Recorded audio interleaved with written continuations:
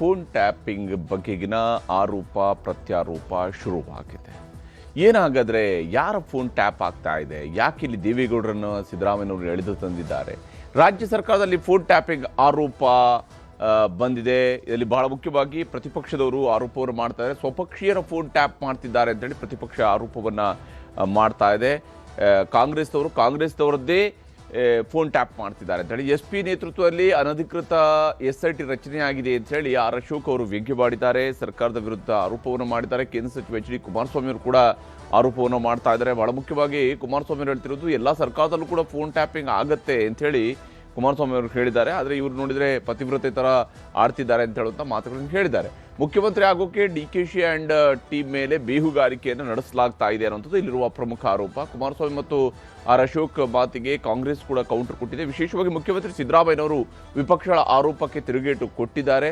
ನಮ್ಮದು ಹಾಲು ಜೇನಿನಂತಹ ಸಂಬಂಧ, ಇದಕ್ಕೆ ಹುಳಿ ಹಿಂಡುವ ಯತ್ನ ನಡೆಸ್ತಾ ಇದ್ದಾರೆ ಅಂತ ಹೇಳಿದ್ದು ಸಿದ್ದರಾಮಯ್ಯನವರು. ಅದಕ್ಕೆ ಶಿವಕುಮಾರ್ ಹಾಗೂ ಸಿದ್ದರಾಮಯ್ಯನವರು ಹಾಲು ಜೇನು ಆಗಿದ್ದಾರೆ. 2018ರಲ್ಲಿ ನಿರ್ಮಲಾನಾಥ ಶ್ರೀಗಳ ಫೋನ್ ಟ್ಯಾಪಿಂಗ್ ಅನ್ನು ಅವರು ಪ್ರಸ್ತಾಪ ಮಾಡಿದ್ದಾರೆ. ಕುಮಾರಸ್ವಾಮಿ ಸರ್ಕಾರ ನಿರ್ಮಲಾನಂದನಾಥ ಸ್ವಾಮೀಜಿಯವರ ಫೋನ್ ಟ್ಯಾಪಿಂಗ್ ಮಾಡಿದ್ರು ಅಂತ ಹೇಳಿ, ಕುಮಾರಸ್ವಾಮಿಗೆ ಟ್ಯಾಪಿಂಗ್ ಕಲಿಸಿದ್ದು ಪೂಜ್ಯ ತಂದೆಯವರು ಇರಬಹುದು ಅಂತ ಹೇಳಿ ದೇವೇಗೌಡರ ಬಗ್ಗೆಯೂ ಕೂಡ ಒಂದು ಬಾಣ ಬಿಟ್ಟಿದ್ದಾರೆ ಸಿದ್ದರಾಮಯ್ಯನವರು. ಪ್ರಧಾನಿ ಮಾಡಿದಂತಹ ಸೀತಾರಾಮ್ ಕೇಸರಿ ಅವರ ಫೋನ್ ಟ್ಯಾಪಿಂಗ್ ಅನ್ನು ಮಾಡಿದ್ರು ದೇವೇಗೌಡರು ಪ್ರಧಾನಮಂತ್ರಿ ಆಗಿದ್ದಾಗ ಅಂತ ಹೇಳಿ ದೇವೇಗೌಡರ ಹೆಸರನ್ನು ಉಲ್ಲೇಖಿಸದೆ ಚಾಟಿ ಬೀಸುವಂತಹ ಕೆಲಸವನ್ನು CM ಸಿದ್ದರಾಮಯ್ಯನವರು ಮಾಡಿದ್ದಾರೆ. ಮಾಜಿ ಪ್ರಧಾನಿ ಹೆಸರು ಎಳೆದು ತಂದಿದ್ದಕ್ಕೆ ಛಲವಾದಿ ನಾರಾಯಣಸ್ವಾಮಿ ಅವರು ಸಿಡಿಮಿಡಿಕೊಂಡಿದ್ದಾರೆ. ಅವರು ಆರೋಪ ಮಾಡಿದ್ದಾರೆ. ಕುಮಾರಸ್ವಾಮಿ ಅವರು 2 ಬಾರಿ CM ಆಗಿದ್ದವರು, ಅವರು ಗೊತ್ತಿದ್ದೇ ಹೇಳಿರ್ತಾರೆ. ಆದರೆ ಇಲ್ಲಿ ಅನವಶ್ಯಕವಾಗಿ ದೇವೇಗೌಡರನ್ನ ಎಳೆದು ತಂದಿದ್ದು ಸರಿಯಲ್ಲ, ಅವರ ಬಗ್ಗೆ ಹಗುರವಾಗಿ ಮಾತನಾಡಿದ್ದು ಸರಿಯಲ್ಲ ಅಂತ ಹೇಳಿ ಛಲವಾದಿ ನಾರಾಯಣಸ್ವಾಮಿ ಅವರು ಹೇಳ್ತಾ ಇದ್ದಾರೆ. ಯಾರ್ಯಾರು ಏನೇನು ಮಾತನಾಡ್ತಿದ್ದಾರೆ ಅನ್ನೋದು ನಿಮಗೆ ತೋರಿಸ್ತೀನಿ. ನನಗಿರ್ತಕ್ಕಂಥ ಅನುಭವದಲ್ಲಿ ಎಲ್ಲ ಸರ್ಕಾರಗಳಲ್ಲೂ ಈ ಫೋನ್ ಟ್ಯಾಪಿಂಗ್ ಮಾಡ್ತಕ್ಕಂಥದ್ದು ಸರ್ವೇ ಸಾಮಾನ್ಯ. ಆದರೆ ಕೆಲವರು ಪಾಪ ಅದೇನೋ ಹೇಳ್ತಾರಲ್ಲ ಪತಿವ್ರತೆ ಅಂತ ಹೇಳಿ ಆ ಥರ ನಡ್ಕೊಳ್ಳೋಕೆ ಟ್ರೈ ಮಾಡಿ. ಸರ್ಕಾರ ನಡೆಸೋರು ನಾವು, ನಮಗೆ ಹೆಚ್ಚು ಮಾಹಿತಿ ಇರುತ್ತೆ ವಿನಃ ಅವರಿಗೆ ಹೆಚ್ಚು ಮಾಹಿತಿ ಇರೋದಿಲ್ಲ. ಅವ್ರಿಗೆ ಯಾರು ಹೇಳಿದ್ದಾರೆ? ಗೂಢಚರ್ಯರು, ಇಂಟೆಲಿಜೆನ್ಸ್ನವರು ಅವರಿಗೆ ಹೇಳಿದ್ದಾರೆ. ಯಾವುದೂ ಸಹ ಅಂಥ ಬೆಳವಣಿಗೆಗಳೇ ಯಾವುದೂ ಇಲ್ಲ. ಯಾರ ಫೋನನ್ನು ಯಾರು ಟ್ಯಾಪ್ ಮಾಡೋದು ಅಧಿಕೃತವಾಗಿ ನಮಗಂತೂ ಯಾವುದೂ ಗಮನದಲ್ಲಿ ಇಲ್ಲ. ಫೋನ್ ಟ್ಯಾಪ್ ಮಾಡಿ ಅವರೆಲ್ಲೋದ್ರು ಇಲ್ಲೆಲ್ಲೋದ್ರು ಅವ್ರು ಯಾರ ಹತ್ರ ಮಾತಾಡಿದ್ರು ಅಂಥದ್ದೆಲ್ಲ ನಡೆಯುವಂಥ ಅಗತ್ಯನೂ ಇಲ್ಲ, ನಡೀತಾನೂ ಇಲ್ಲ. ಈಗಾಗಲೇ ಯಾರ್ಯಾರು DK ಶಿವಕುಮಾರ್ ಪರವಾಗಿದ್ದಾರೆ ಅವರ ಚಲನವಲಯಗಳನ್ನು ನೋಡುವಂಥದ್ದಕ್ಕೆ ಮುಖ್ಯಮಂತ್ರಿಗಳು ಒಬ್ಬ SP ನೇತೃತ್ವದ ಒಂದು ತಂಡವನ್ನೇ ಮಾಡಿದ್ದಾರೆ.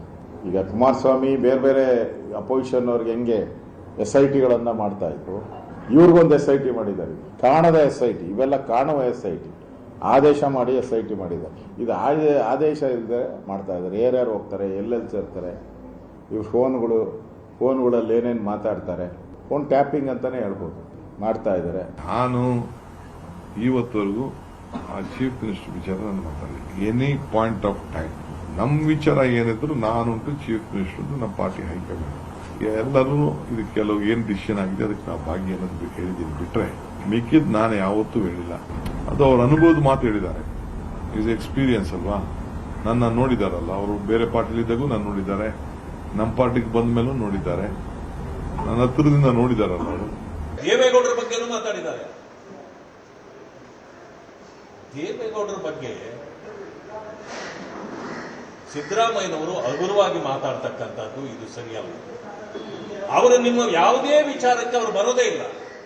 ಆದ್ರೆ ನೀವ್ಯಾಕೆ ಪದೇ ಪದೇ ಅವ್ರು ನೆನ್ಕೊಳ್ತೀರಿ? ನಿಮ್ಮ ಗುರುಗಳು ಅಂತ ಅದನ್ನ ನೆನ್ಕೊಂಡ್ರೆ ನನಗೇನೋ ಅಭ್ಯಂತರ ಇಲ್ಲ. ನನ್ನ ಗುರುಗಳು ನನಗೆ ರಾಜಕೀಯ ಕಲಿಸಿದವರು, ನಾನಿವತ್ತು ಮುಖ್ಯಮಂತ್ರಿ ಆಗಿದ್ರೆ ಅವ್ರ ಕಾರಣ ಅಂತ ನೀವೇನಾದ್ರೂ ಅನ್ಕೊಳ್ಳೋದಾದ್ರೆ ನಾವು ಅದರ ಬಗ್ಗೆ ಮಾತಾಡೋದಿಲ್ಲ. ಆದ್ರೆ ಪದೇ ಪದೇ ನೀವು ಎಳೆದು ತಂದು ಅವರ ಬಗ್ಗೆ ಮಾತಾಡೋದು ಸರಿ ಇದೆಯಾ?